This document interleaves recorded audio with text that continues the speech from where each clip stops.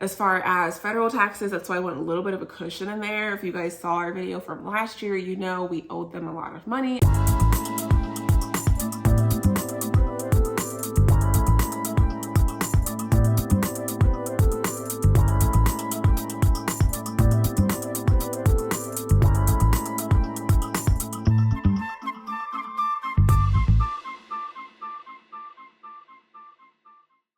Hello and welcome back to our channel. It is December, which means it is time to recap everything we did in November. November was a big month for us, so let's jump right into it. In November, we did pay $4,550 to our mortgage, brought our balance from $102,210 to $97,915. If you didn't already see our last video with reaching 5 figures, didn't already see that video, it'll be linked in the description. At the end of the month after that video, we did pay another payment of $50, which is mainly from our cash back. Felt amazing to get to 97,000. It's something that we've been dreaming about for years, getting to 5 figures. So knowing that we're finally there, I feel like now our mortgage payoff journey is going to go by so much faster, or it's going to feel a lot faster, seeing our balance go from the 90s to the 80s, changing so much faster than it was before. So we're super thankful, so happy that this is what we chose to do with any extra money that we have, and feeling so good knowing that it's almost 2024 and 2025 is the year. We did bring our scheduled payoff from December of 2032 to July of 2032. About $255 went to interest, $4,295 went to principal.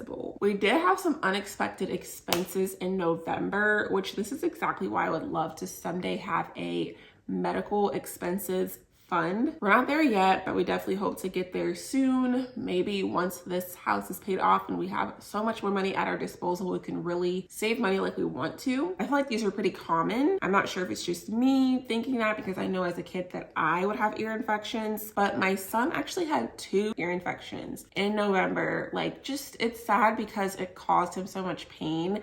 I know the pain personally. When I was a kid, I would have them. So it just felt so terrible for him. And right at the beginning of the month, he mentioned how he was having trouble hearing us. The last thing that made me just take him to the urgent care right away was when he was complaining about his ears hurting. He had a temperature, everything. So he was not doing good. Like we've mentioned before, he's in school now. It's a whole different world just with germs and everything, with kids especially. So that was one thing. Got a prescription. Everything's all good. It probably had been a full week before he was complaining again that his ears hurt. Luckily, he was out of school that day, but I just had to take some time off work and took him to urgent care again. This time they gave him something much stronger. But how does that impact us financially? We have health insurance, but health insurance, it covers only so much. I actually just got in the first bill when I took him to the urgent care, and that was $150 for the urgent care. The thing that is a little bit frustrating, and if I have a medical professional, feel free to chime in, but it's like, if I know that my kid has an ear infection, why do I have to get that prescribed? Like, it's just, the $150 I feel like is so unnecessary. And then me knowing what's wrong with him, I should just be able to refill that medication. It's so much cheaper just paying for the medication through insurance. So that part is like, obviously I wasn't thinking about that in the moment because I'm worried about my child's health, but it is frustrating after the fact, which the first time they were great. The second time, not so much, and I'm not looking to go back to that urgent care, and knowing that I'm gonna pay another probably $150, potentially more for the situation. That was just an unexpected $300 right there for November, but haven't got the second bill yet. But at the same time, we do have a savings account for both of our kids. So that's where the money's gonna come from for that. So we're thankful that we do have some savings, of course, but I just feel like if I could have money in the bank already up to our deductible, which is $8,000 just for medical expenses, that would be really nice. So one thing that was a little bit different in November that I get excited about every year now is Target's price match guarantee. We did get $12 back from that. If you don't know what that is, every year from late October to right before Christmas, if you buy something and the price goes down during that 2-month span, and you contact them or go in person or chat with them online, they will adjust the amount you paid for whatever is lower. So in my situation, like we talked about in our budget with me video, bought my husband AirPods for his birthday. The price went from $199 to $189, got $10 for that. And then some clothing item that I got for the kids, it went down by maybe a couple of dollars.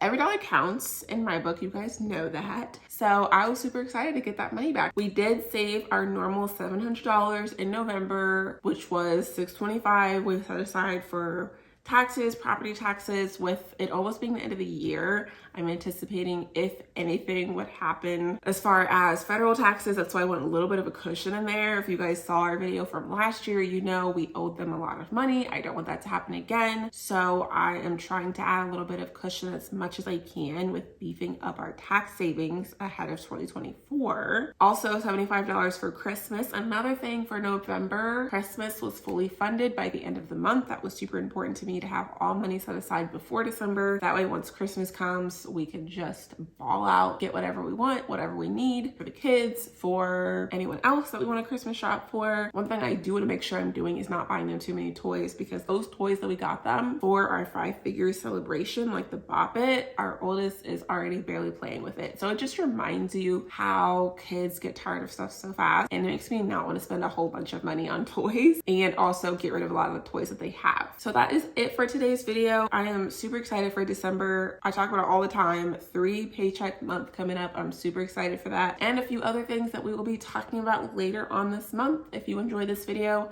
please give it a huge thumbs up, and we will see you in the next one.